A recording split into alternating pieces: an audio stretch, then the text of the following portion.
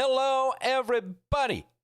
It is January the 17th, 2021, right here on the Wrestleview YouTube channel. Hello. How are you? I am, splendiferous? Moxie? Something like that. Yes, I am in a grand mood. Oh, yes, I am.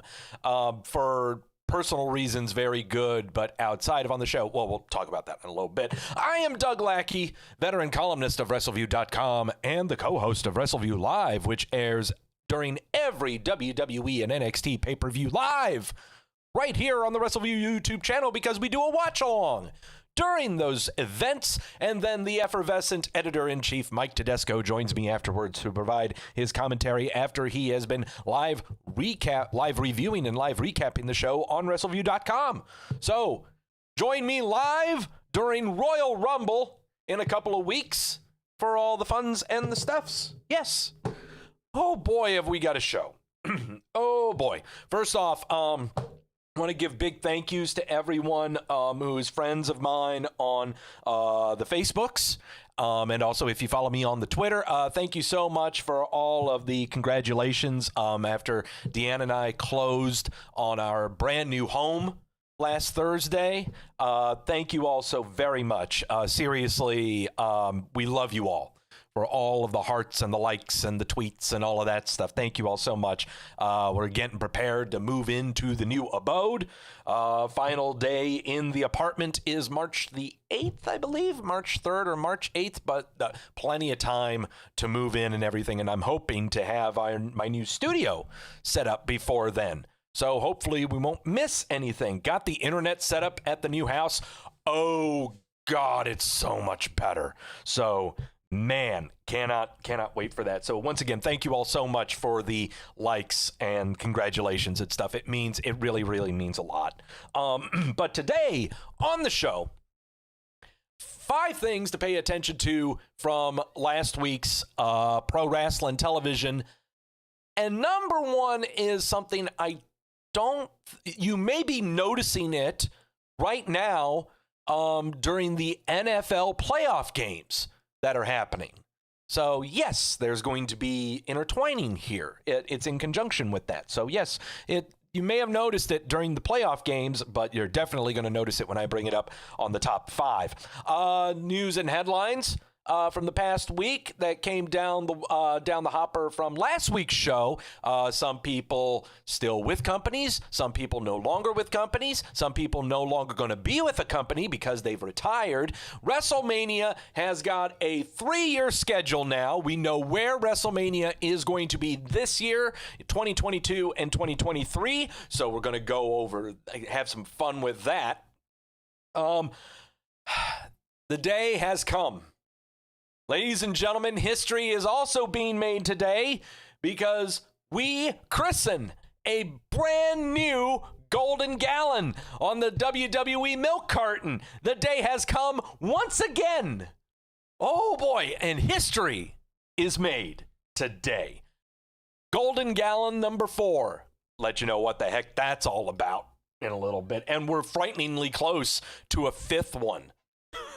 It's amazing how in the span of 2 months, I believe, 2 or 2.5 months, we've gotten so many people on the golden gallon. So, whew, oh boy. And finally, I was planning on the show today to give you a bunch of random Royal Rumble trivia. I love the Royal Rumble. I keep a database and spreadsheets on the Royal Rumble. Love it, love it, love it. I have so many obscure facts about participants in the Royal Rumble. And I was planning on doing that today until the big news from last Monday came down the wire of WWE Champion Drew McIntyre coming down with Spiky Nerfball. He is in quarantine. But the main event for Royal Rumble between him and Goldberg is not put into question. That is still slated to go on. But a lot of stuff happened on the Twitter and also kind of on the Facebooks. And so I think it's about time we have a heart-to-heart about COVID-19, Spiky Nerfball, and the pandemic, and how it's made so many people have feelings, have some feelings that they don't really need to have, and don't really. I don't know if it's really a long story or anything, and I really don't want to get political. It's not a political thing. It's not political by any means. But what it is something that I know that I think we all should definitely talk about, and how the pandemic has affected not just how we view professional wrestling and how professionally wrestling, the product itself, has been because of Spiky Nerfball, but also how we have been conducting ourselves and finding community in spite of the pandemic.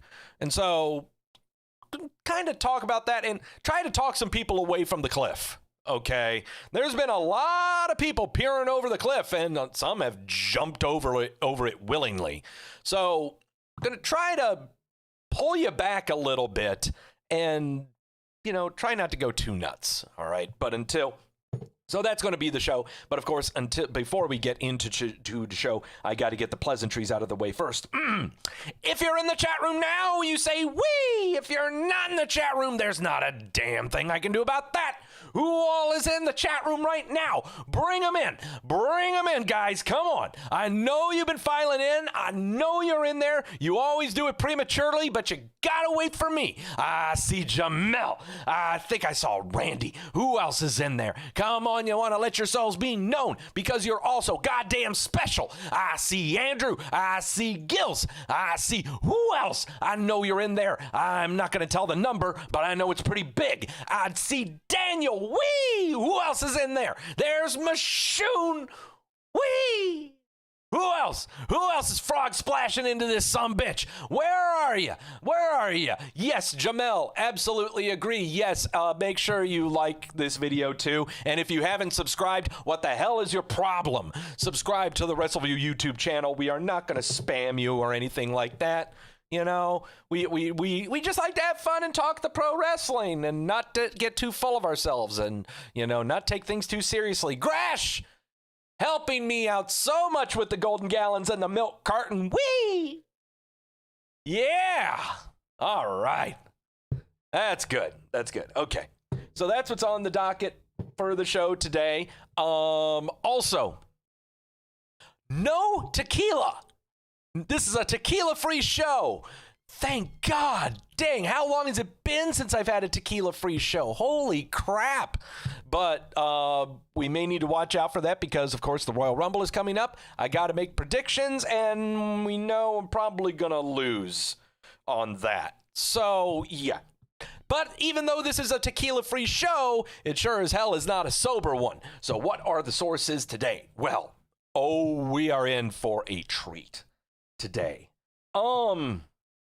Sources. Professional wrestling news websites always cite that their sources give them the boys in the back and the drama that happens behind there. And drama on top of the drama when we know the drama isn't that good. So, our sources, Wrestleview sources, are always double and triple checked to make sure that the news is the news. And when through my show and through this pie hole, the sources that bring out the news and the opinions are always good. So these are my sources.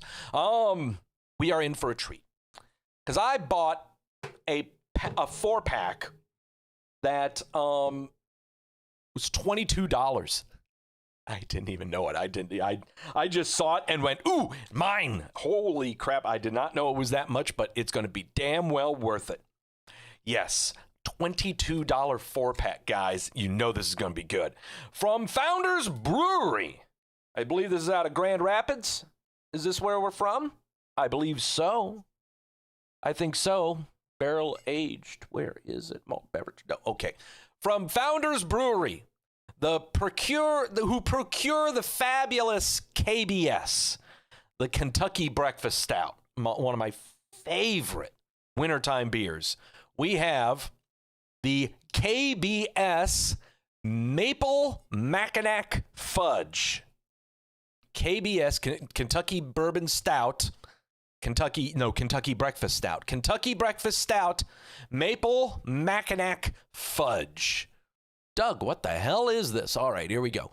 Michigan didn't invent old-fashioned fudge, but it was perfected here. We pay tribute to this time-honored tradition with KBS Maple Mackinac Fudge by amplifying the rich chocolate notes of KBS using Mackinac Fudge coffee, then adding maple syrup and aging it in oak bourbon barrels. We've created a bold new take on our barrel-aged classic, one that could only have originated in Michigan. Now, even though I am from Ohio and, I don't give a damn about the whole state of Michigan, Founders Brewery. I love Founders Brewery. And, oh, man, this is some good stuff. All right. I know y'all are asking, what's the ABV on this one? The ABV on this one, Kentucky Bourbon Stout, Breakfast Stout. No, I always want to say Bourbon Stout, but it's Kentucky. KBS never lets us down. This is a boisterous 11 ABV. So grab the church key, pop it open. Jamel, cheers from Michigan. No, I appreciate it, Jamel. Yep, cheers from Michigan. But yeah, I don't give a damn about the whole state of Michigan. So here we go. Pouring into the chalice of truth because we're going to be spitting a lot of truth today. So here we go. Dark. Yeah, the Kentucky, the KBS is incredibly dark and thick stout. Oh God, look at it. We're going to double barrel that guy. Jeez, look at that. Oh man, I smell the chocolate from here. Oh crap. Woo, this is going to be good. All right, here we go. Yeah, let's top that off. That's right. We got like a 32 ouncer here. Oh my God. Okay. We aren't going to go too nuts on that. Our chalice is chock full of Mackinac goodness. Take the rest out of the bottle. See how that is. Oh, that chocolate. Oh, that's good stuff. Oh, that is very good stuff. Mediocre Lewis in the chat room going, wee! Hi!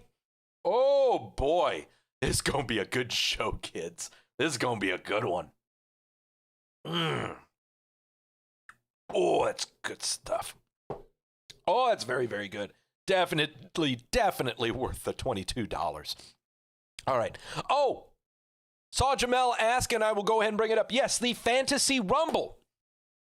Fantasy Rumble. I have put together the rosters on Raw, SmackDown, and NXT for the main event, mid-card, and low-card. So after the show, I will be posting them on the Wrestleview media page on Facebook. If you are not a member of the group, please answer the questions and join the group. Just don't be a dick. How does this go? Once those lists and roster lists are posted, it's open. Pick your team. However, it is first come, first serve. So, through the list, pick your team. If you pick a team that has already been chosen, I will let you know, and you choose a brand new team. That's how it goes.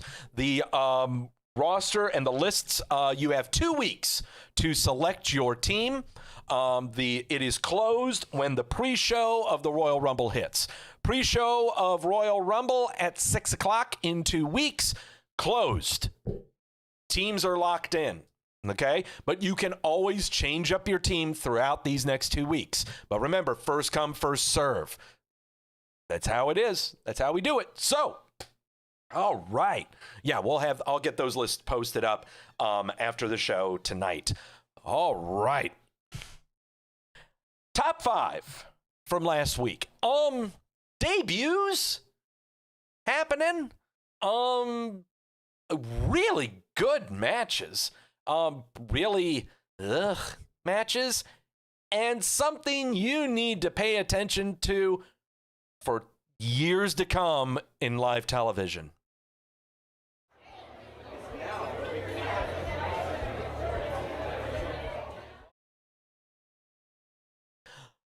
Let's start things off with the debut of MSK on NXT. I don't know what MSK stands for, and I don't know if it's really been revealed or not. But MSK of Desmond Xavier and Zachary Wentz, or also known as Wesley and Nash Carter, from previously from TNA, and were they in Ring of Honor as well, or were they just solely TNA? I can't remember, but they were called the Rascals.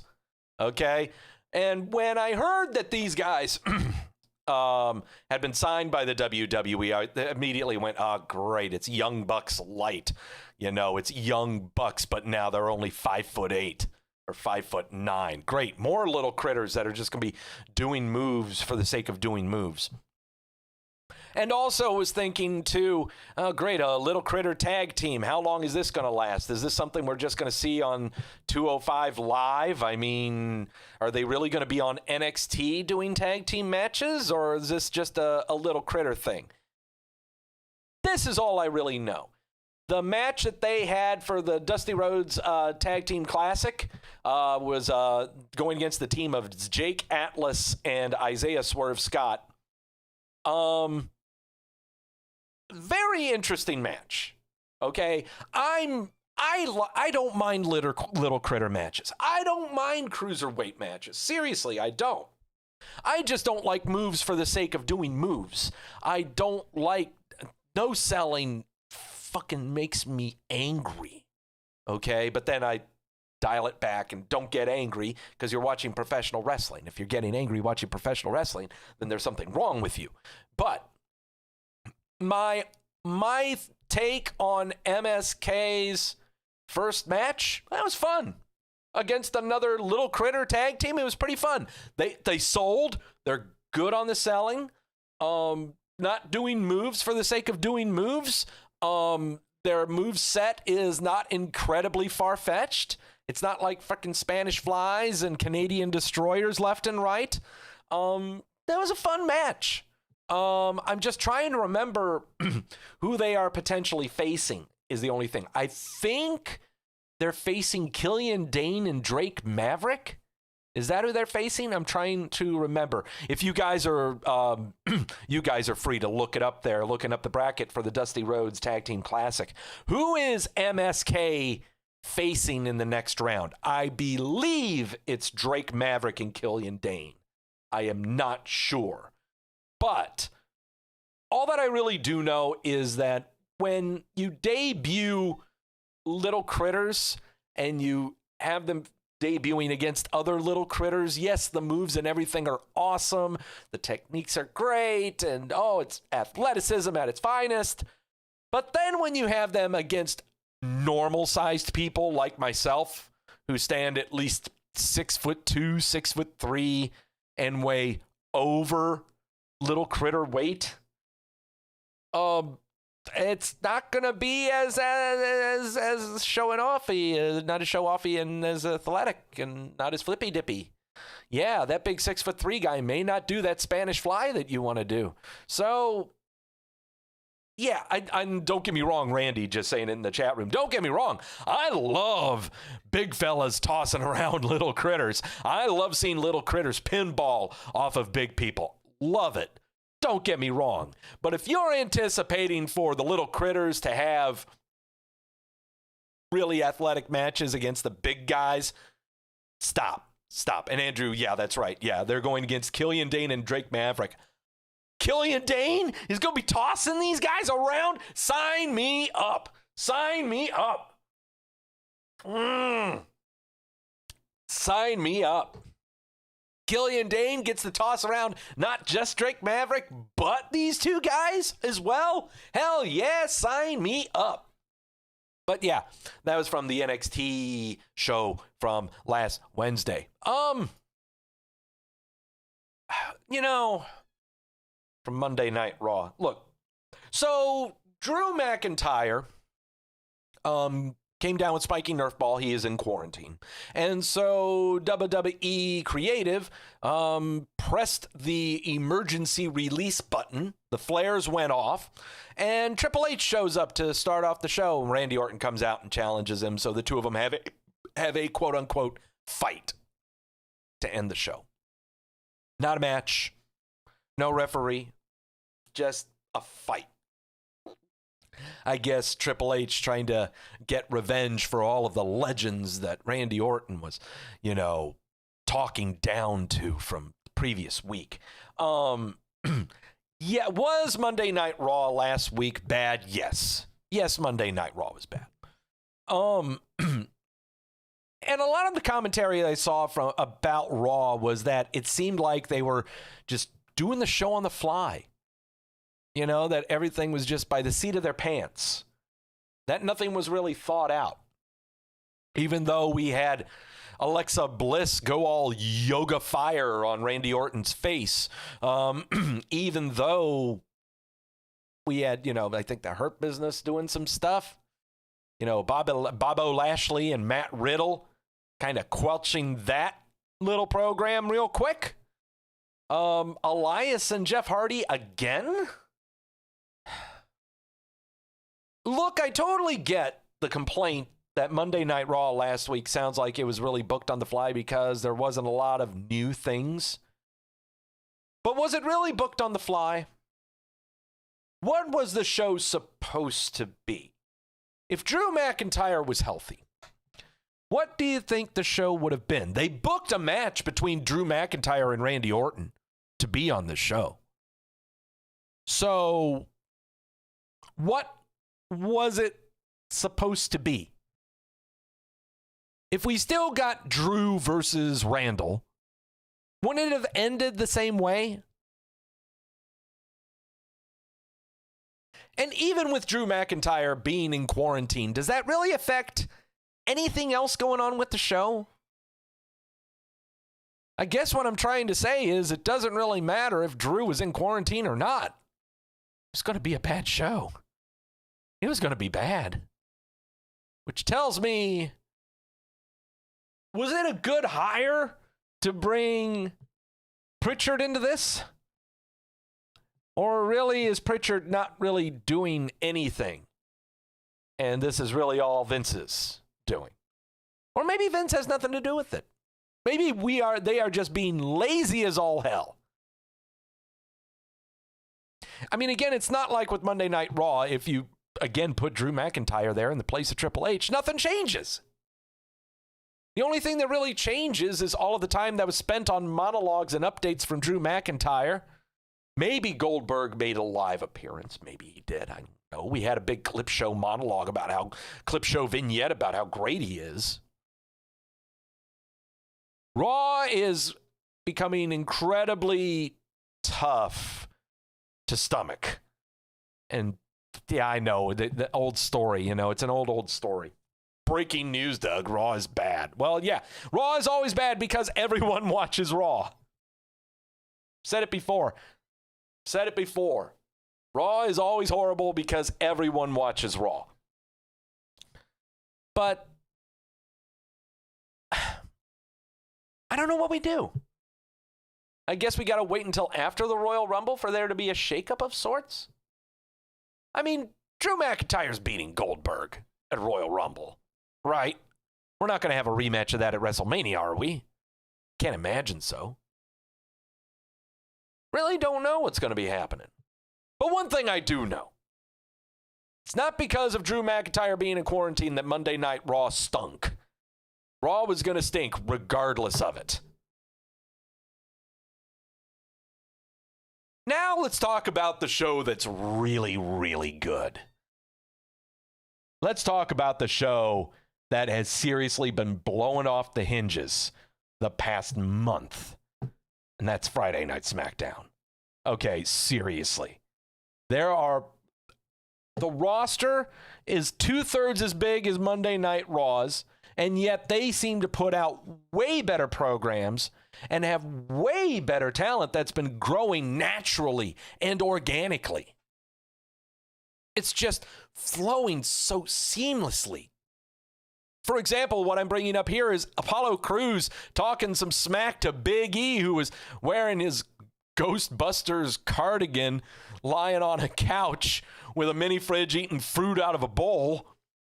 And Apollo Crews having his match with Sami Zayn, he would win by pulling the tights, just like Sami Zayn was trying to do earlier in the match. But I bring up this exchange between Big E and Apollo because, dang, it was good. You know, it makes you wonder, is Apollo Crews really a heel, even though he used heel tactics to win? Not sure. He was backstage hanging out with Heyman and Roman Reigns to get some inspiration, to get hyped up. Big E just going, keep coming for it. You ain't never going to touch this again in your life, because Apollo grabbed the belt and then tossed it back to him. This is Apollo Crews' last chance. Okay, this is his last chance. All right. And the problem is, throughout his tenure with the WWE, it has seemed to have been so pedal to the metal. He didn't really need to come to Raw or SmackDown so quickly from NXT. He was only in NXT for a hiccup before he came to Raw or SmackDown, and no one even barely noticed that he came to Raw and SmackDown. Came over as a babyface, and about as bland and as uncharismatic as you could get. Didn't have time to build a character or build a pathos or an ethos or anything like that. But now, as with any character in the WWE, when you don't like a character and suddenly they become heel, you suddenly become interested. Well, it's only because the heels have more character. They have more personality. The baby faces, you're only supposed to know what their ethics are. You don't need to know what exactly their personality is. Bret Hart, case in point. Shawn Michaels, case in point. It wouldn't be until you had Stone Cold, that was previously a heel champion. The Rock, previously a heel. John Cena, previously a heel. You know, when you start off as a baby face and you're trying to carry that, it's tough. It's tough. But then when you make that swerve to a heel to try to build up a persona, and then you might go back to being a baby face, it carries weight. You've built up your character. It's developed. We now know the personality in conjunction with the ethos and the code of ethics that a babyface has.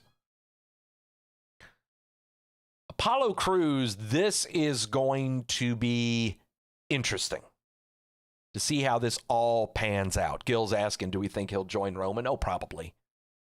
Probably join Roman. It's going to be fascinating. Yeah. But I've got a feeling, again, this is Apollo's last chance. If this doesn't fly, he's toast. He's going to be on the milk carton quicker than you can think. Number four.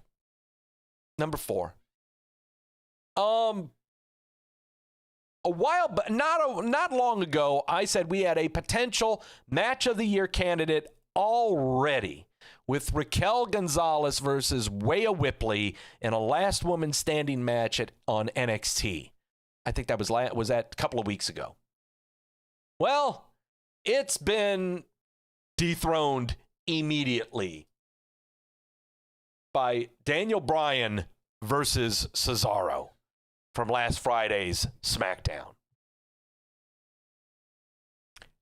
Watch this match. Telling a fantastic story about how Cesaro just keeps trying and just can't get Daniel Bryan down. Keeps getting back up. But then Daniel Bryan just makes that one mistake, going in for the flying knee, eats an uppercut from Cesaro, and then the neutralizer wins. It is, Jamel, you're right. It's hard to believe that January is only 2.5 weeks deep, but already we've had some fantastic matches from the WWE. Okay. This was a fantastic match. Yeah, the respects and the honors. I can't stand the respects and the honors, but it didn't really seem like much of it in this match. It was just great. Will anything come from Cesaro defeating Daniel Bryan cleanly? in a near 25-minute epoch match? Probably not. Because everyone is already telegraphing the swerve of Cesaro over Shinsuke Nakamura. Telegraphing the swerve. Yeah, maybe see that. We could see that happening. Jamel saying within the week, Cesaro Nakamura position possible Royal Rumble winners. Sure, maybe. Daniel Bryan is still mine. Even though Daniel Bryan lost in this match and lost to Nakamura in the gauntlet match the week prior, Daniel Bryan is still my pick to win the Royal Rumble. They can build a storyline easier with him than they can Cesaro and Nakamura to lead up to Roman Reigns, to burn. I mean, sorry. I see Cesaro Nakamura becoming a match at Elimination Chamber or something like that. Split the two of them up at some point. One go to one show, one go to the other. You know, also, there's nothing wrong with either one of them going to NXT. Finn Balor did it. Tyler Breeze and Fandango did it.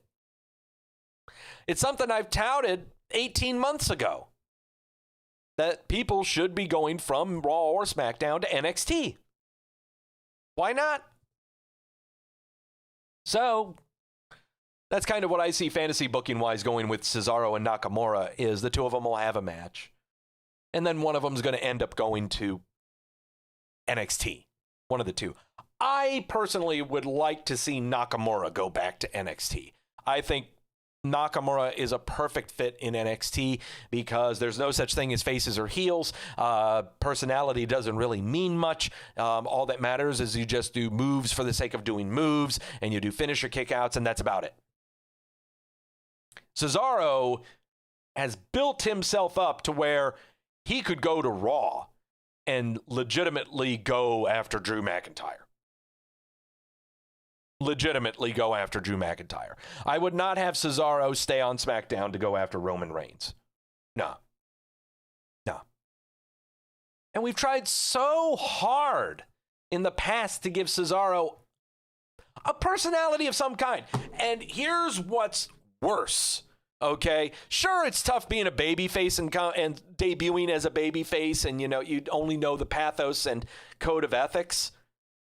But if you debut as a heel with Paul Heyman as your mouthpiece, no doubt.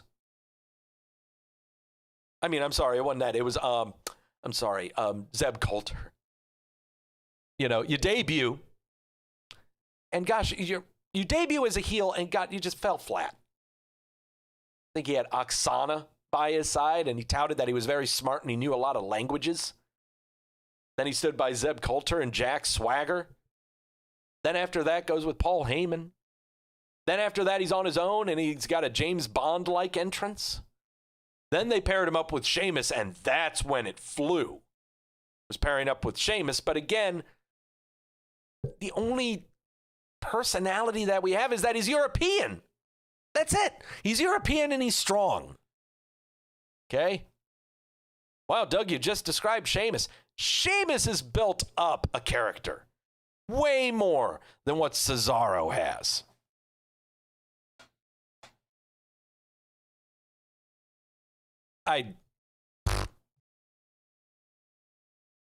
Jamel's right. Yeah, Cesaro's got a lot of personality when he's not on camera and when he's himself, when he's playing video games. But man, it's just been tough for Cesaro. And I think it's time that get away from the tag teams. You've built yourself up, back up on SmackDown.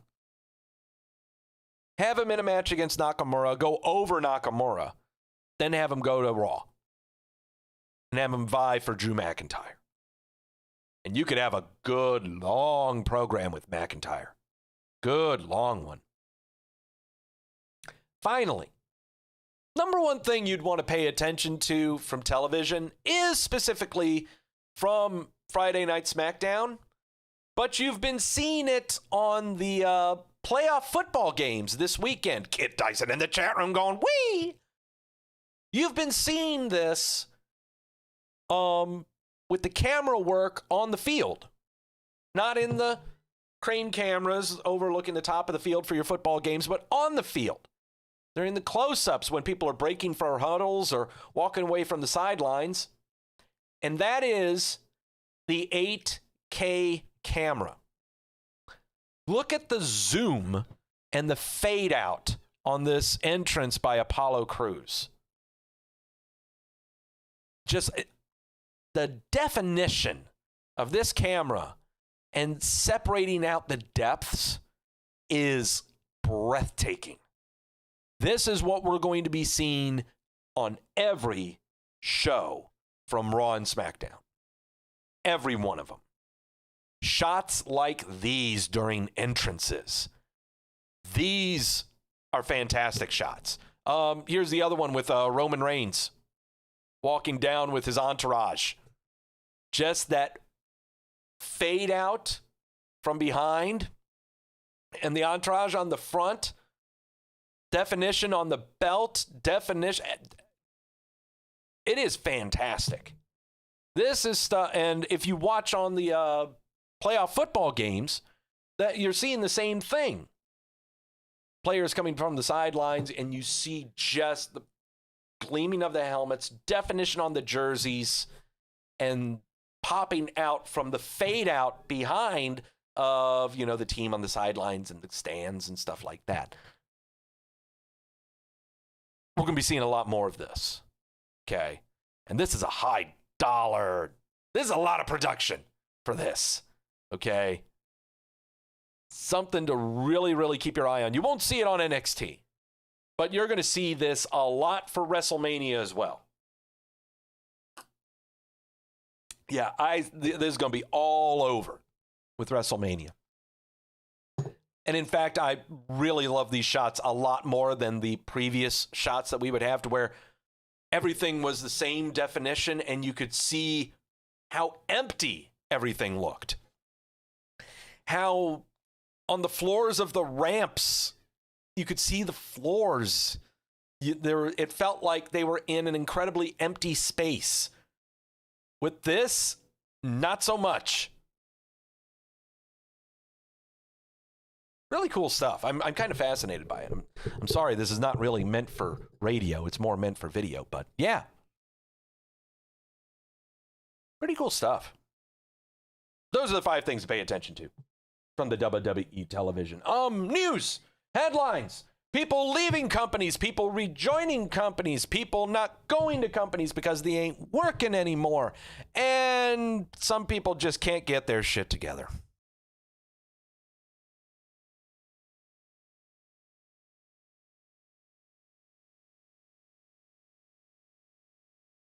No, we're not talking about that first. We're going to talk about... No, we're not talking about that first. We're going to talk about...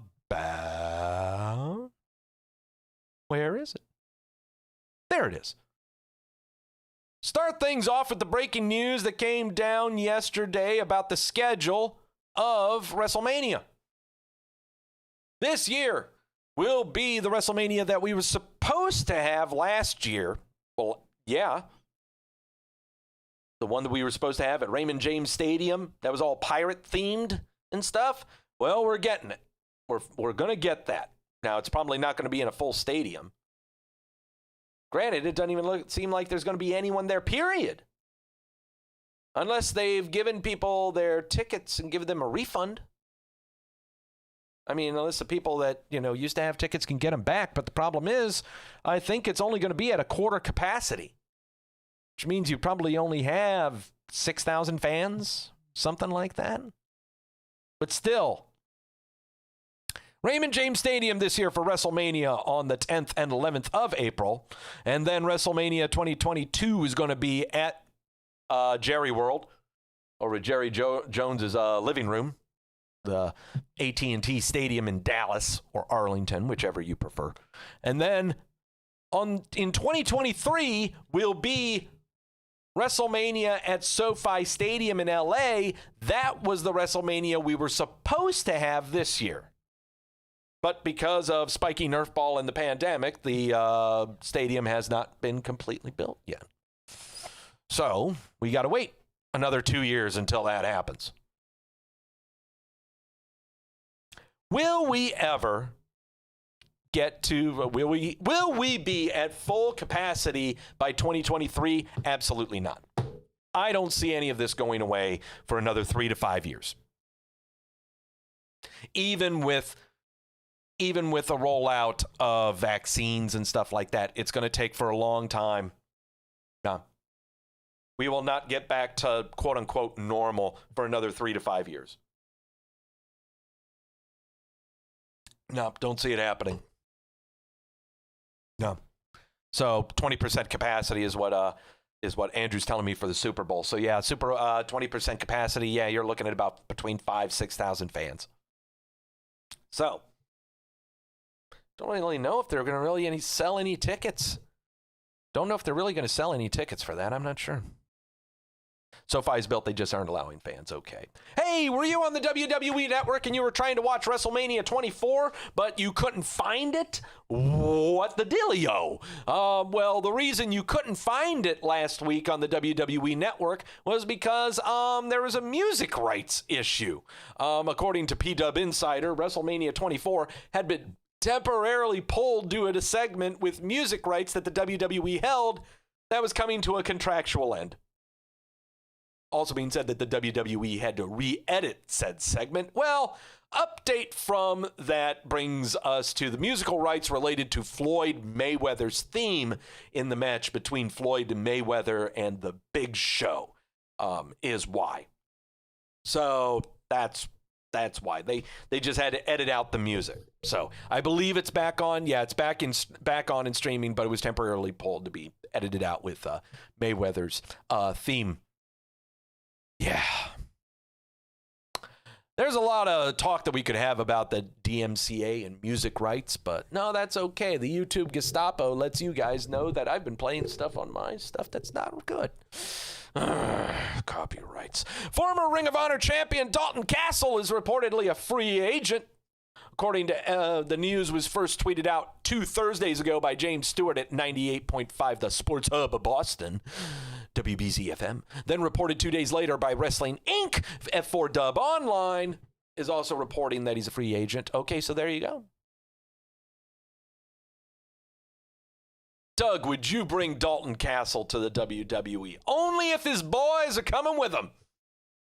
Only if his boys are coming with him. All 3 of them need to come to the WWE. My God, that'd be so good. Sign me up. Sign me the hell up. I will only accept all 3 or none at all. But Jamel's right. He's probably going to AEW. Yeah, he's probably going to AEW. No question about that. Ring of Honor, though, announced that Tracy Williams has re-signed with the company. They announced that his code, he's called Hot Sauce? Hot Sauce Tracy Williams. I've never heard of him. Best known for his time in Evolve from 2014 to 2018, where he was a former 2-time Evolve Tag Team Champ with Drew Gulak and Fred Yahai. Never heard of him. Sorry.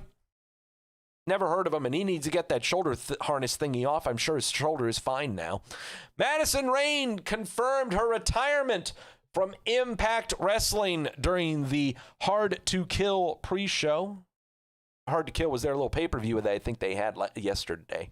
During last night's Hard to Kill pay-per-view pre-show, Madison Rayne confirmed her retirement, said that it is time for quote, Madison Rayne, the wrestler, to go home and be a mom and be a wife. For most of 2020, Rayne did color commentary alongside her real-life husband, Josh Matthews, who recently was promoted to a behind-the-camera position. During last night's Hard to Kill pay-per-view was the debut of the new broadcast team of Matt Stryker and D'Lo Brown. Oh, we reported last month that Rayne would be departing Impact to make a full-time job outside of the industry. Well, looks like not so much. Looks like not so much. She wants to go home and be a mom, where actually she just wants to be in sales. She just wants to be in stuff that's the business end of wrestling and not being in the ring and being a wrestler. All right. Brace yourselves, kids. This one's a doozy. WWE star Richard O'Shea, Ricochet, says that a report about him leaving the WWE is fake. There have been several reports about the future of Ricochet's career with the WWE, with the most recent report indicating that he was leaving. It's been reported by various media outlets that he has not signed a new contract. Ricochet took to the Twitter and just put the fingers down to Ringside News' article. You know, look.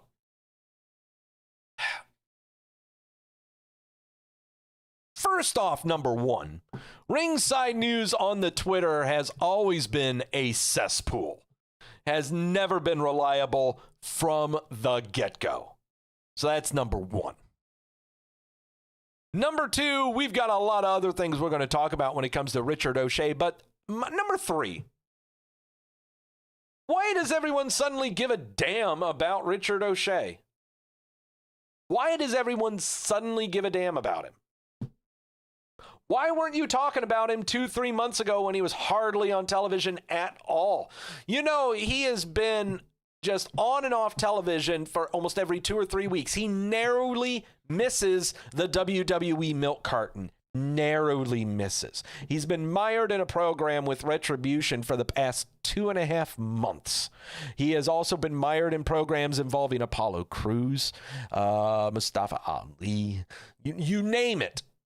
You name it. He's been in it. Just mired in purgatory. Why does everyone now suddenly care? Where were they? Where were they? Something tells me he's going to be re-signing soon and going somewhere else. He's not going to be on Raw or SmackDown. Again, he's just so close. So eerily close. He's been so close so many times to be on the milk carton. So close, but he always just reemerges. Humberto Carrillo wishes he was on television the frequency that Richard O'Shea is. We got the first 4 teams for the Women's Dusty Rhodes Tag Team Classic announced. They are Team Ninja, Kaden Carter and Casey Catanzaro, the team of Mercedes Martinez and Toni Storm, the team of Ember Moon and Shotzi Blackheart, and the team of The Way of Candice LeRae and Indy Hartwell. Just 4 teams. That's all we're getting. Nothing else.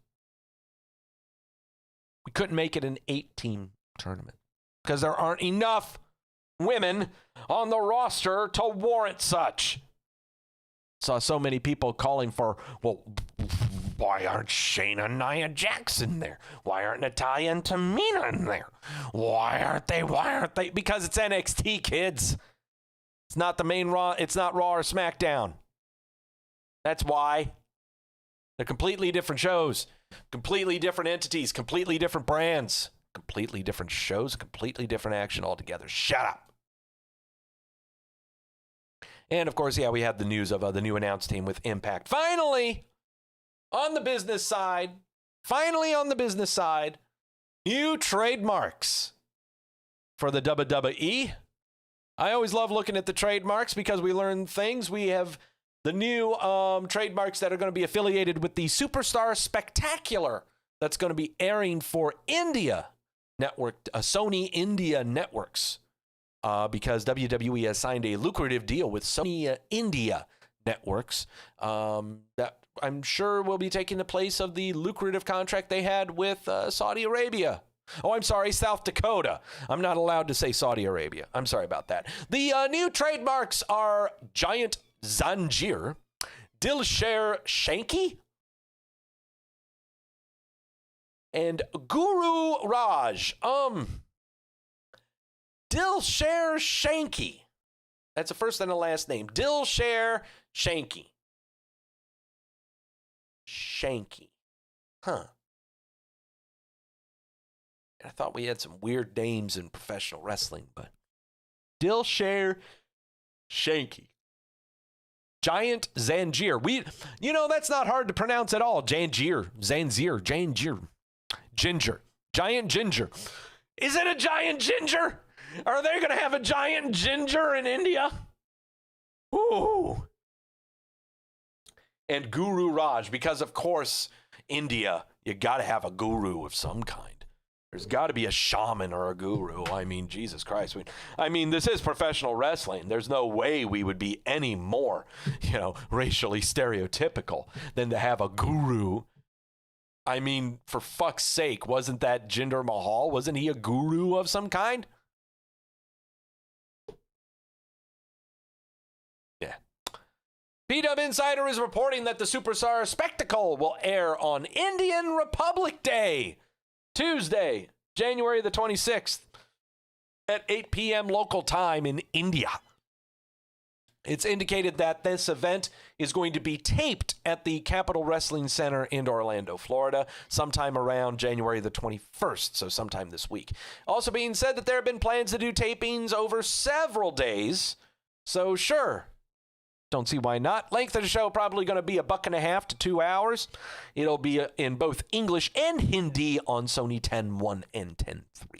Local advertising for Sony India Television is featuring Jinder Mahal and the Bollywood Boys because those are the only Indian talents that we have on the WWE Network, apart from some people that are on the milk carton.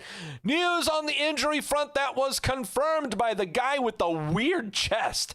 Kofi Kingston confirmed that he is, in fact, injured with a jaw injury or a broken jaw of some kind. He confirmed this on Instagram TV at the start of his interview with Major League Rugby player Tendai Tawawiwa.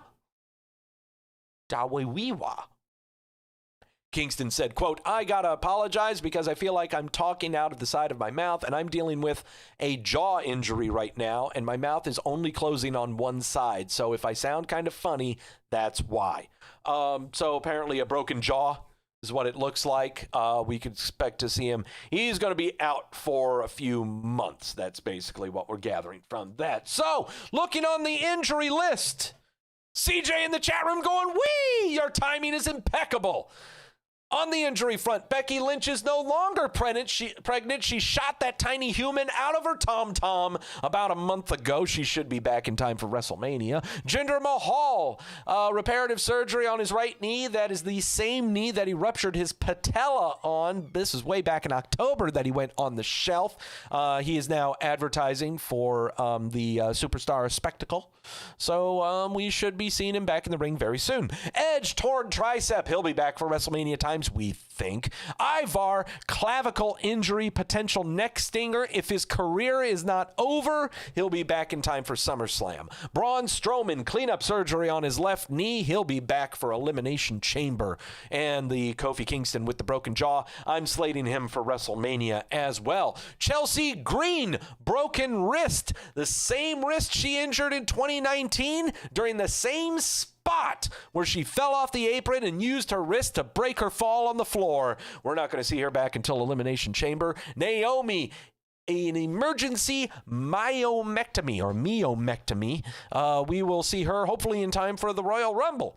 Tegan Knox, tearing her ACL for the third time. If her career is not over, she should be back for SummerSlam. Ridge Holland, ruptured patella that he suffered on live television. He will not be back in time until SummerSlam. And finally, Bobo Fish, torn tricep. He's not going to be back until SummerSlam. The boy has been injury plagued ever since joining NXT. So those are the people that are hurt. What about the people who aren't hurt? What about the people who are perfectly healthy? What about people who haven't been on WWE television or pay-per-view for, say, 3 weeks? Well, they end up on a very special list. A list of my own design. A list that today makes history. Ladies and gentlemen, it happened.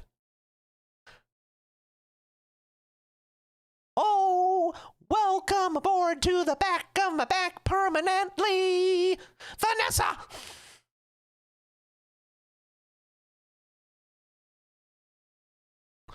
All right, prepare yourselves. Here we go.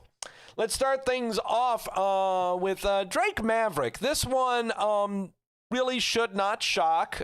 We haven't seen him since him and Killian Dane teamed up to square off against Danny Burch and Oney Lorcan to confirm that Danny Burch and Oney Lorcan are just real jerk faces. No need to fret. They were on 205 Live this week. They won their match for the Dusty Rhodes Tag Team Classic. They will be facing MSK on this week's episode of NXT, so they'll be off the carton this week. Toni Storm, haven't seen her since, when did we see her? She was giving an interview there on the NXT that same day. I think that's where, her and Mercedes Martinez kind of said, hey, you want to be a tag team or something like that? Or no, she was making fun of Io Shirai or something like that. I don't know. Whatever she's doing, she's going to be teaming up with Mercedes Martinez in the women's Dusty Rhodes Tag Team Classic thingy, so she'll be off the milk carton. Said she'll be off the milk carton. Malcolm Bivens, haven't seen him since that same episode on December 23rd, where he is now managing some guy, Tyler Rust is who it is. Well, Tyler Rust is not on the milk carton because he is not on the main roster, but Malcolm Bivens is. So, yeah. Oh, yeah, and by the way, every day is leg day with Toni Storm. Thank you for reminding me. But also, welcome back to the milk carton, the Velveteen Dream. This is his third appearance on the milk carton. Haven't seen him since that December 23rd episode of NXT where he jobbed out hard to Adam Cole. Hard. I mean, you want to talk about a burial? I don't normally talk, like, oh, someone gets buried. I never say that. I never really go into wrestling jargon because I think everyone thinks that they think they're so freaking smart because they know wrestling jargon when they just think that everything is what they see is wrestling jargon. No, this was a burial, a bad one. But again, Royal Rumble, Velveteen Dream will appear at the Royal Rumble and he will debut on Raw or SmackDown immediately following that. The Fiend Bray Wyatt, the reason we haven't seen him since Survivor Series is pretty simple. He was burnt to a crisp. Lana, haven't seen her since the December 14th episode of Monday Night Raw, where she was supposedly injured by Nia Jax, which would then open up the spot for Charlotte Flair to be Asuka's tag team partner and defeat Nia Jax and Shayna Baszler for the women's tag team titles at Survivor Series. Is Lana coming back? We don't know. Probably not. We may just let the contract slip away because this is a kayfabe injury. Murphy, the only one of that entire debacle known as the Seth Rollins Rey Mysterio program that lasted way too goddamn long, has not been on television, might be because he's too busy porking Rey Mysterio's daughter.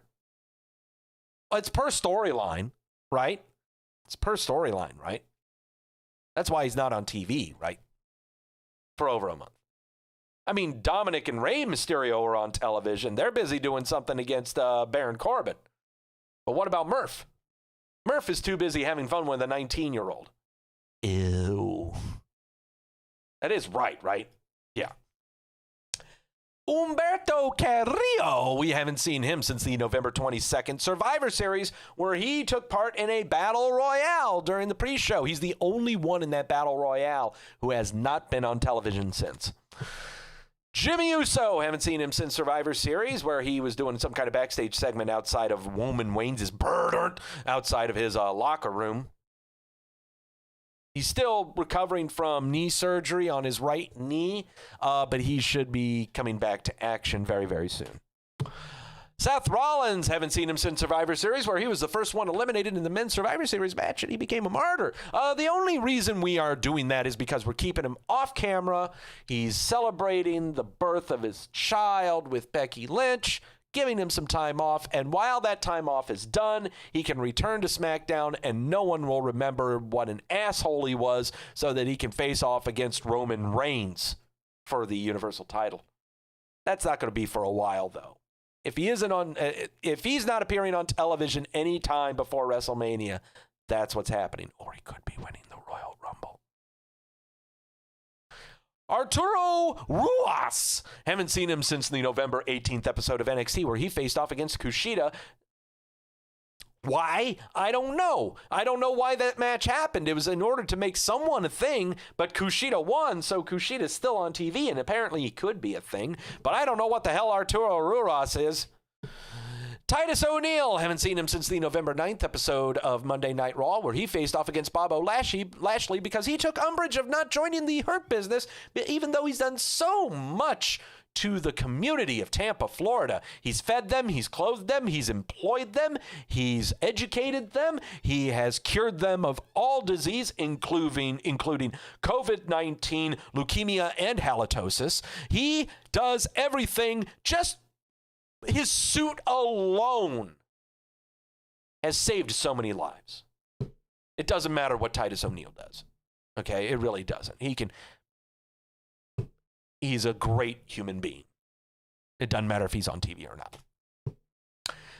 Tucker, poor guy. Haven't seen him since that November 9th episode of Monday Night Raw where he took part in some kind of insipid 7-way match for the 24/7 title. Why he is not chasing after the 24/7 title on a daily basis, I don't understand. But Angel Garza is now the 24/7 champion, which could make for a decent program with Tucker. Lars Sullivan. Haven't seen him since the November 6th episode of SmackDown. What was he doing since then? For 3 weeks leading up to that, he was giving interviews about how big and scary a son of a bitch he is. He's so scary, he's afraid to come out and be on television. Why they haven't put him on television, I don't know. It's not because he's a racist. We already took care of that part. I don't know. Your guess is as good as mine. I don't like it that he's not on TV. Aaliyah. Haven't seen her since the October 14th episode of NXT where she took part in the debut of Tony Every Day is Leg Day Storm on NXT USA. Her US debut on NXT. Aaliyah had a match against Tony Every Day is Leg Day Storm to make sure that Tony Every Day Leg Day Storm is a thing. She is absolutely a thing because Tony Every Day is Leg Day Storm has not been on television for 3 weeks. So, mission accomplished. Oh, and Robert Stone is Aaliyah's manager. He has not been on television either. And every day is a national tragedy when Robert Stone is not on my television. Hi, Joe Nell. Aleister Black, haven't seen him since the October 12th episode of Monday Night Raw, where he faced off against Kevin Owens. This was pre-draft episode of Monday Night Raw. Since then, both him and Kevin Owens were drafted to SmackDown, but Aleister Black has yet to appear on television. It could be for the fact that his wife, Zelina Vega, during that time was fired from the WWE because she decided to open up an OnlyFans account so she could make $5 a pop for people to see how sexy she is dressed like Melina. His Twitter account still works. I think he still has his YouTube channel. Aleister Black is still on the main roster and hasn't done a thing for 3 months. He was supposed to be a really big thing. We were pushing for him to have a program with Seth Rollins, but then switched and had him go against Kevin Owens. I don't know why he's here. Andrade. Haven't seen him since that same episode of Monday Night Raw where he faced off against Angel Garza. Angel Garza has been on TV handing roses to us because we're very pretty. Andrade was with Charlotte Flair during Charlotte Flair's injury and rehabilitation from having an exploding boob, having cosmetic reparative surgery on her breast. But Andrade, look, Charlotte Flair's back. Why isn't Andrade back? Is he also nursing the other boob to health or something? What's going on here? Marina Shafir, haven't seen her since the September 23rd episode of NXT, where they had their second battle royale of the vagina persuasion of that year to determine the number one contender for the NXT women's title. She's too busy on the Twitter being a mom. I don't know why she's still under the WWE's employ. Riddick Moss. Haven't seen him since the September 21st episode of Monday Night Raw, where he was underground pretending to be a cage fighter. Daba Kato was down there too. Both of them were drafted to Raw and haven't been seen since then. It is now getting close to 4 months since the dissolving of the underground segments on Monday Night Raw and also the dissolving of their careers. Why? Well, I guess we have too many big men. We got Omos on Monday Night Raw. Babatunde needs to go somewhere else. We got too many big men. Can you imagine that? The WWE has too many big men on Raw or SmackDown. It doesn't mean they can't be on NXT. Jessamine Duke was underground too on the episode of September 7th, Monday Night Raw. Induce Share. We haven't seen them since the June 24th episode of NXT, where a monologue was being delivered on their behalf by Malcolm Bivens. Malcolm Bivens has now been on television on the regular, except now where he's on the milk curtain once again. The only reason Induce Share is not on television right now is for the color green, but no worries. I'm sure they'll show up on the Superstar Spectacle for India television, where they'll be named something completely different. Mojo Rawley, haven't seen him since the June 19th episode of SmackDown, where he faced off against Shorty G to try to confirm to us that Shorty G is a thing. This was the 3rd time they tried to make Shorty G a thing. Now we're trying for a 4th time to make Shorty G a thing, but he's not called Shorty G anymore. He's called Chad Gable, and he's got an academy of some kind, and he's doing something with Otis and a program of some kind of funny haha stuff. Mojo Rawley, I don't know what the hell he's doing. Just go daisy chain with Gronk or something. I don't know. Mansoor, haven't seen him since the February 27th Super Showdown out of Jeddah, Riyadh, or Bismarck, South Dakota, wherever the hell that is, where he squared off against Dolph Ziggler and won, and the crowd was happy because a white guy lost in Arabia.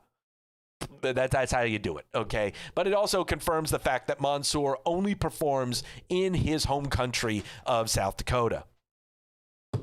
We have come to the stalwart, the new stalwart of the WWE milk carton, and that is Kona Reeves. We haven't seen him since the February 19th episode of NXT. Sandra was going, wee!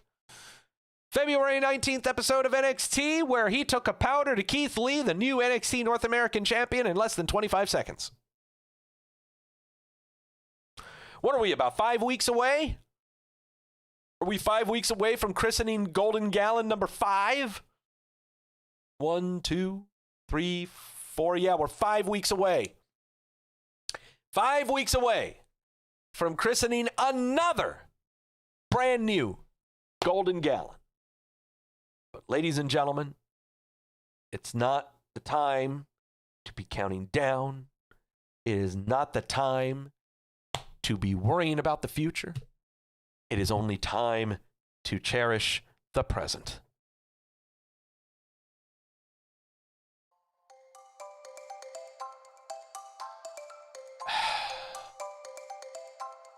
Ladies and gentlemen, it is time to welcome the newest Golden Gallon to the WWE milk carton. What does it take to become a Golden Gallon? It is that you are a member of the WWE main roster, Raw, SmackDown, or NXT. You have been injury-free and have not been on television for a full calendar year. It has only happened 3 times ever. Once and twice with the Colognes, Primo and Epico. Currently, the 3rd one, Bo Dallas, is still on the main roster. But ladies and gentlemen, history has been made. Because just as Vice President-elect Kamala Harris is going to be making United States history, as too is Vanessa Bard. Vanessa Bourne is the first ever female Golden Gallon. Oh, it's so, yes, yes, yes. We did it. God, I love this music. I don't give a damn what you think. I love this music. It makes me want to make a great cheesy pasta bake for my family of 4. Vanessa Bourne has not been seen since the January 15th episode of NXT from last year, where they had a battle royale of the vagina persuasion. It was the first one to determine the number 1 contender for the NXT Women's title. Heads up, and no, thanks, big thank you to Grash for this graphic. I love the lipstick. I loved the lipstick on this one. I had to use this. I love this music. I don't care what any of you say. It's so happy. Because yes, it's a time to rejoice. Because now, the Golden Gallons will not smell like beef and cheese. It will now smell like lilacs flowing down a babbling brook in the Netherlands with a hint of lemon. I don't know. I'm trying not to sound chauvinistic. Yeah, I guess that wasn't that chauvinistic. She has broken glass ceilings for all of us to step on the ground, and hate that she couldn't have been on television earlier, because God damn it, we hate stepping on broken glass. No, that didn't work either. I'm just gonna let this play out. I don't give a damn what anyone says. This is great. In 5 weeks' time, we may christen our 5th Golden Gallon in Kona Reeves, but until then, we will only cherish this moment in history as Vanessa Bourne. She's done so much for doing so little. She's achieved so much for doing so little. That was the line. She's achieved so much for doing so little. If we find out that she is Luchadora on NXT, I am going to be so angry. But I'm just going to let this roll out. I don't care. Just make sure you pop in that pasta bake for only 15 minutes at $3.50. Oh, that xylophone gets me. All right, that's enough. All right, that's enough of that. You're going to stop? Okay, good. God, that makes me feel good. That makes me feel good. Unfortunately, we are not going to be talking about feel-goods here in a little bit. So yeah, that's the milk carton. Who's coming up next on the milk carton? Oh, God, who the hell knows? Now we got a handful of people. Do we have any big names on there? Not really. But you're going to be asking yourselves a lot of big freaking questions when you see them pop up. Think about what a waste of time. But, that's something to worry about later. But again, we have Vanessa Bourne to be thankful for. All right. It's time to talk serious stuff. It's time to talk ridiculous stuff. It's time to talk about stuff that might give you some feels. Angry, sad, frustrated, disappointed, or otherwise. But they need to be talked. Yes, and Sando, thank you so much. Yeah, please like, share, and subscribe the video, but I'm never one to tell you that. I don't like doing that. But anyway, we've got to talk serious here, and I don't really have a scene transition for this. All I really need to do is just bring up the thing. Let's talk about this asshole for a second.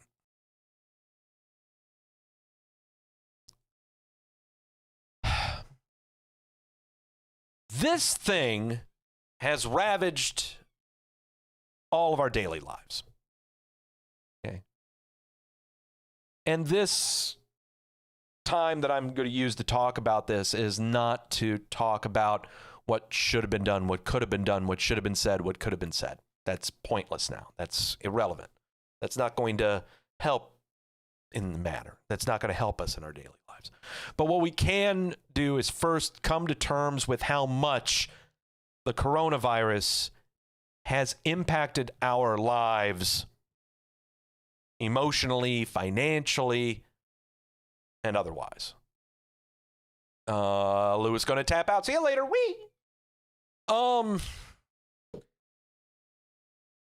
So much news last week regarding Spiky Nerfball and those in professional wrestling. Do we need to go over it? Yeah, sure, I guess. Because it's kind of depressing a little bit. Drew McIntyre test positive for COVID-19. The WWE Champion tested positive for COVID-19. He is currently under quarantine. When did he come down with it? Who the hell knows? That's not the point. He has it. So there you go. He's under quarantine. This does not put into question the main event for the Royal Rumble. They are anticipating him to be healthy enough for the Royal Rumble. Also, during the week last week, former WWE Women's Champion Michelle McCool, wife to The Undertaker, revealed that she tested positive for COVID-19. She's not hanging around any wrestlers over there in Florida. She's at home with The Undertaker there in the state of Texas, where it is exploding over there. So it's happening there. There's another one that has it. Also, AEW star and personally what I think a transgender champion and stalwart for professional wrestling, Nyla Rose, announced that she was self-quarantining herself due to COVID-19 exposure. Even went out on the Twitter explaining it. I found out that an immediate family member tested positive for COVID-19, and as a result, I've been directly exposed. As per safety protocol, I'll be isolating myself and self-quarantining for the next 2 weeks. Why do I mention this? Because of the seriousness of the situation and the timeline for quarantine. This will affect this weekend's virtual meet and greet with Damage 365 Promotions and prevent me from competing against Layla Hirsch this coming Wednesday on Dynamite. I'm very sorry to anyone that was looking forward to these events, but keeping everyone as safe as possible must be priority at this time. Thank you very much. Stay safe, everyone. Social distance and mask up. So there's that. Last week, how do I put this? It was brought up on our Wrestleview media Facebook page, and I commented on it. And you know what? I thought, you know what? Let's just go and talk about this here. Posted up by this Ronda Rousey account, or this. We found an Instagram video posted by Casey Catanzaro. This is back, looks like last Friday was when this was. Here we go. I showed up to my first birthday surprise. Thank you guys so much.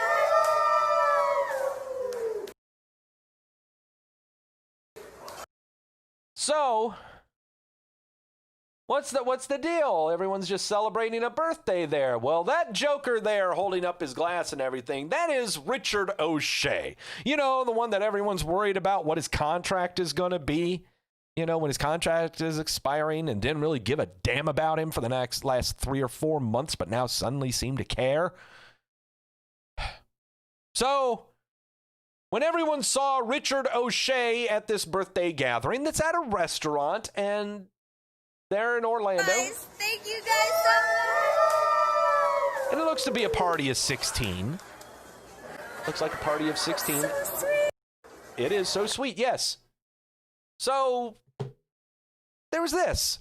It led to a firestorm of people.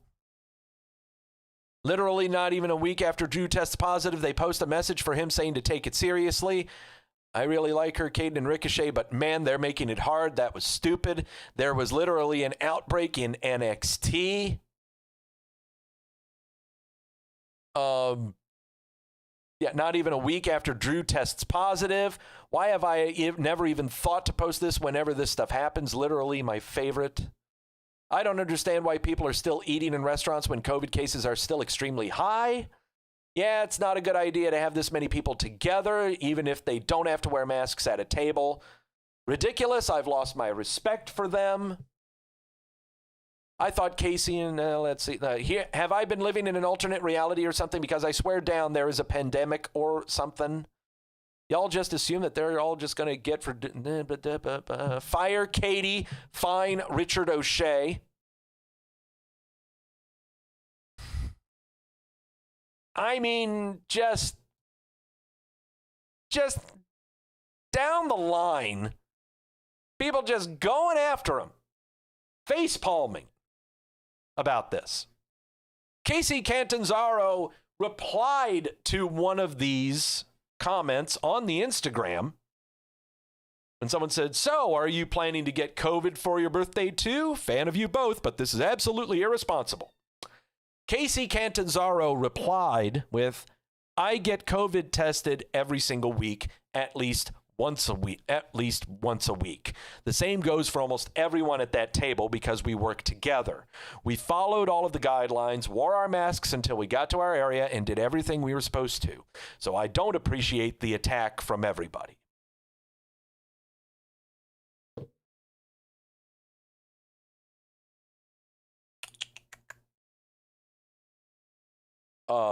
Doug has thoughts. That's why I'm assessing, taking a sip here.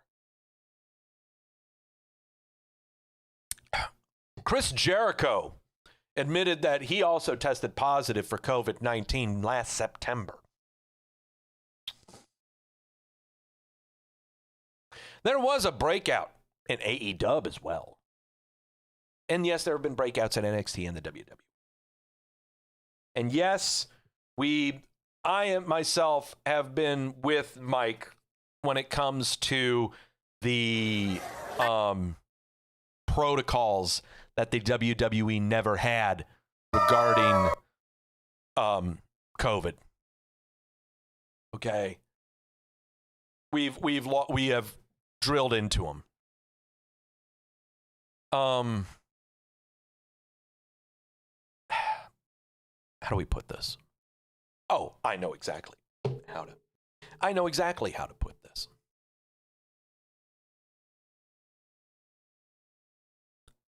Your situation is not universal, nor is their situation. Nothing is universal. Yes, everything could have been different if something else could have been said or something else should have been done. Someone should have said this, someone could have done this. But that's pointless.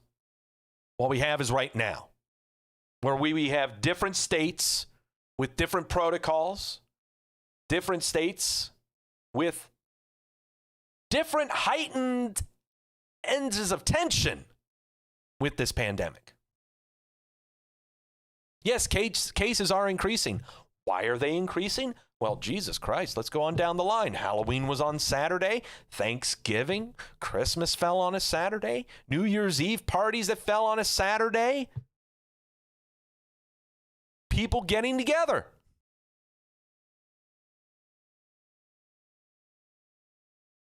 People getting together in enclosed areas. That's how the increases in the spikes happened. However, those increases that happened are not happening to people who are being tested on the regular like these people are. I'm sorry. If you've got a problem with this, then check yourself. Stop it. What state do you live in? Are you allowed to do this at a restaurant? Oh, I can't believe they're doing this at a restaurant when the cases are increasing so heavily.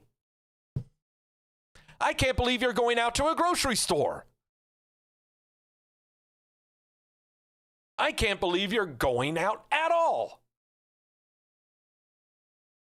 I can't believe that we're even functioning right now. I can't believe that our economy is still working. I can't believe that there is such a thing as essential services.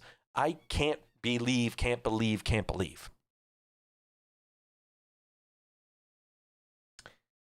Here in my state of North Carolina, we are on like phase 2.5A or something, to basically where restaurants can be open up as long as social distancing is, as long as we do social distancing. We can now do take-out liquor drinks. We can now do take-out alcoholic drinks. That is illegal in this state to have open alcoholic beverages in your car. But now the pandemic has gotten so bad that restaurants need to sell their alcohol in some way, shape, or form to survive.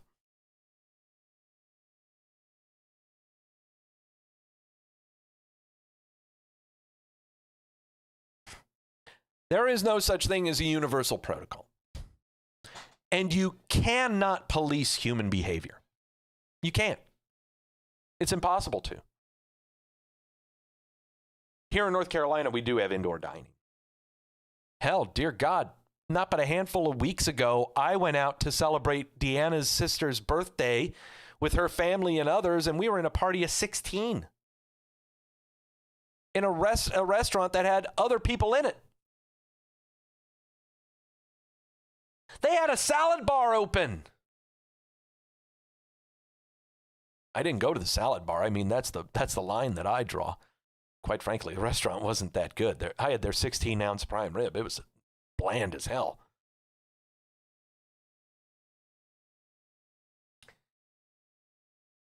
The pandemic can be blamed for a lot of things. The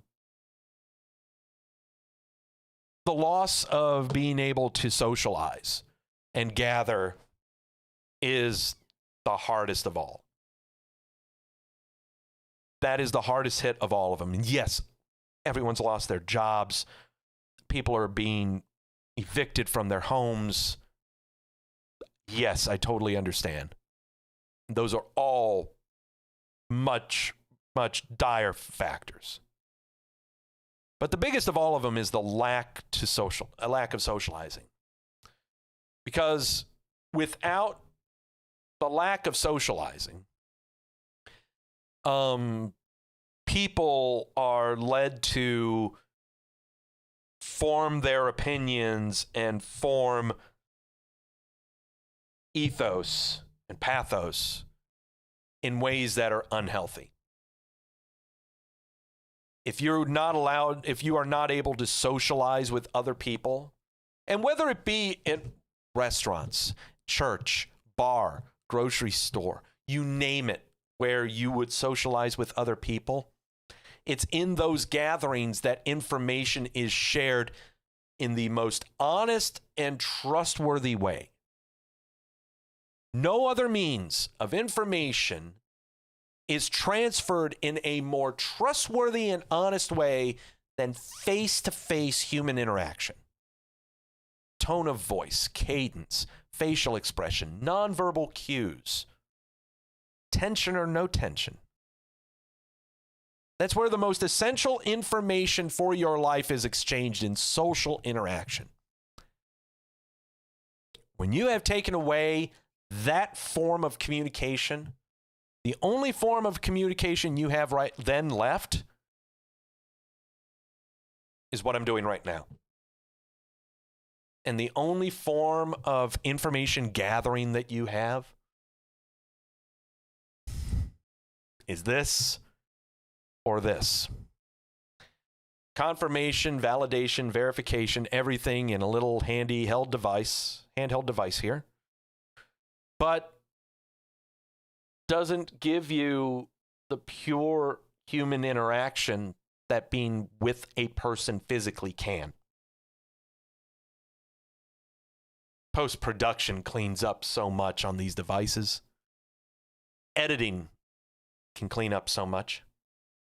The lack of conversation back and forth between the person watching the stuff and also taking it in and not getting an actual interaction between said people in the box.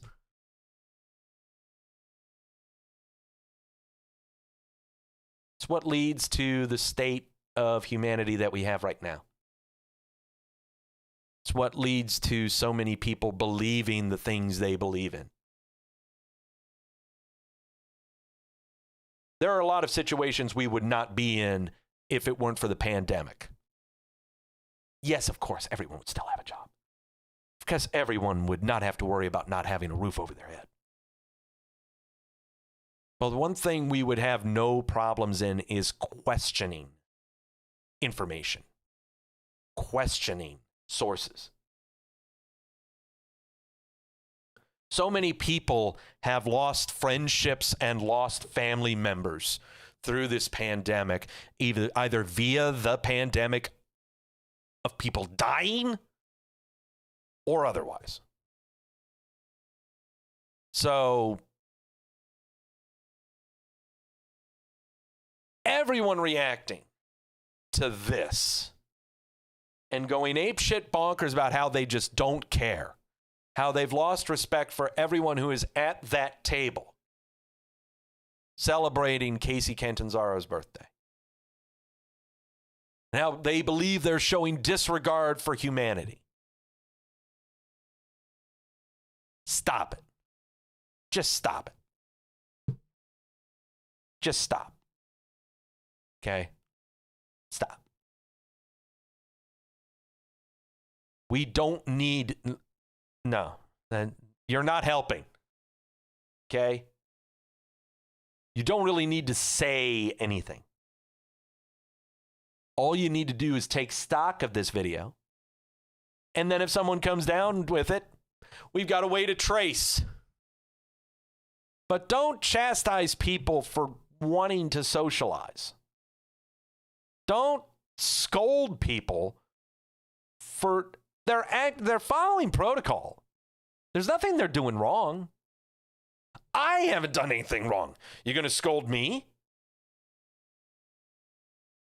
Have I done anything wrong? I've gone out to eat at restaurants. I've been with parties that are that size at a restaurant. There are people I know that have died from COVID, and I've gone out to a restaurant. Am I just as bad? I care about this pandemic. I wear a mask everywhere I go. I use hand sanitizer after I open the door to every public building I go to.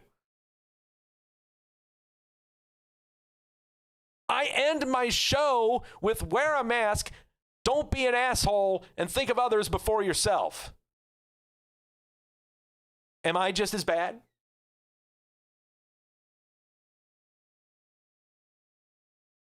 You can't blame them for wanting to socialize. In fact, if they didn't, I'm sure some of them would be depressed. Some anguish of some kind would be happening. I mean, my God, depression is on the rise in this country. Anxiety is at all-time levels. My God, a cult has been formed because of it.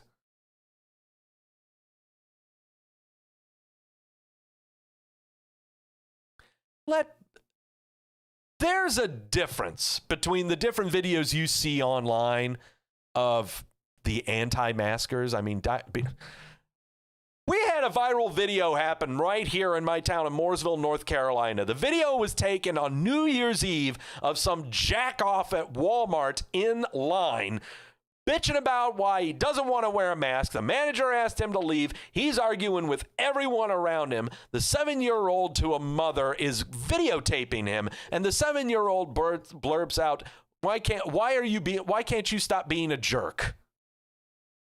The cops come in. Guy bitches. The sheriff isn't enforcing this. The sheriff can't arrest me for not wearing a mask. Policeman asked the manager, would you like him to be escorted from the building? Yes, I would. Sir, could you please leave the building? There is a difference. That kid, that happened here in my town. There is a difference between that shit and this. Okay? There is a big difference. All right? We know how to treat those people who have a complete disregard for others. Okay? But then there are the others, like Casey Catanzaro and Ricochet's friends, and myself, that go by the protocol, that think of others before ourselves. Even if we aren't tested on a regular weekly basis. I haven't been tested for COVID. I haven't. Deanna has. She came up negative, but this was back in October. I haven't been tested. Why haven't I been tested? Because ever since the beginning, I've been following the guidelines. I've worn a mask everywhere I go. Wash my hands everywhere I go. Taking the proper precautions. I haven't traveled outside the state since then. Hell, the only traveling I've done is, in state. Most of the traveling I do is to work or to the grocery store. All within a 5-mile radius.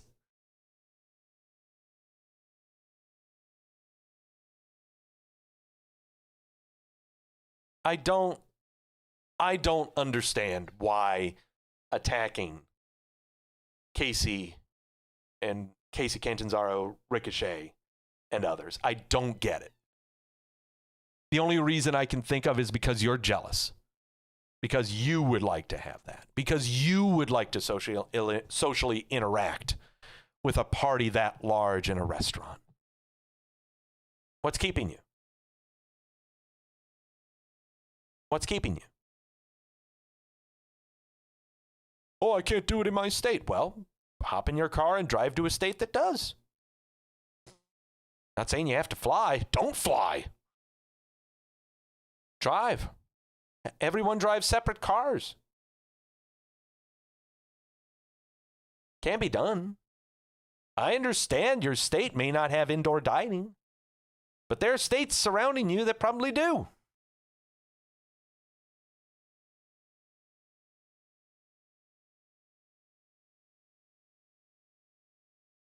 So I don't understand the attacking. I mean, I really don't. As long as you do what you're supposed to do, you're okay. If you're saying, oh, that's just bad optics, well, they're celebrating a birthday. They're not celebrating, ha, fuck COVID. So, I think everyone needs to kind of chill out a little bit here. Everyone needs to stop being the COVID police. Okay? I got a better idea. Think of others before yourself. That doesn't just go in line with wearing a mask and sanitizing and using hand sanitizer and yada, yada, yada. That also goes about, is the comment that I'm going to make beneficial to myself or someone else? Oh, the comment I'm going to make is just going to make myself feel better? Well, then maybe I shouldn't say it.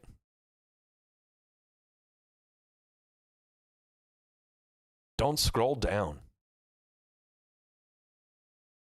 I saw it and I was just wishing them a happy birthday. Don't scroll down. You get everyone's true thoughts real quick. I hate being a Debbie Downer. Yeah, I hate being a buzzkill. I mean, dear God, I've got an 11 ABV beer here, man. Got half of it to go. Well, I poured 2 of them. I'm sorry to be a downer on this show, but yeah, it's been kind of wrenching at me. You know, I think we're all getting COVID fatigue. It's going to be a while until it goes away, though. And the only thing that we can do for the fatigue to go away is just to continuously be in each other's lives. To communicate how we can, in the best way that we can. And one of those ways was all of you guys wishing me thank you and congratulations on the house. That really meant the world to me. So thank you all so much for all of those. And thank you as well for stopping by for Wrestleview Weekly. I promise you, next week we'll be happier because next week we are going to be predicting the Rumble of Royalty. CJ was asking me what, CJ came into the room late and asking what the sources are. Oh, it's a good one. I still got 2 more bottles of these. I got a 4-pack of this for $22, okay? From Founders Brewery. KBS Maple Mackinac Fudge. Oh, it's some good stuff. Some good stuff. Look it up. Got 2 more bottles. I may have them next week. I may save them for the Royal Rumble watch along. But yeah, next week is going to be a better show. We're predicting the Royal Rumble. Another tequila-free show, but it sure as hell ain't going to be a sober one. It is going to be a better one. Keep your eyes on the Wrestleview Media Facebook page. Later tonight, I will be posting the Raw, NXT, and SmackDown rosters split up between main event, mid-card, and low-card, and that will signal the beginning of the 2021 Fantasy Rumble. Keep your eyes glued on the site. If you are not a member of the Wrestleview Media Facebook page, go ahead and ask to join up, answer the questions. We'll get you on. Just don't be an asshole. As always, thank you all again so much for stopping by. The effervescent one, Mike Tedesco, editor-in-chief, and Queen Victoria, along with Princess Liliana. They will be here for tomorrow night's Raw recap, immediately following Monday Night Raw. Till then, I'm Doug.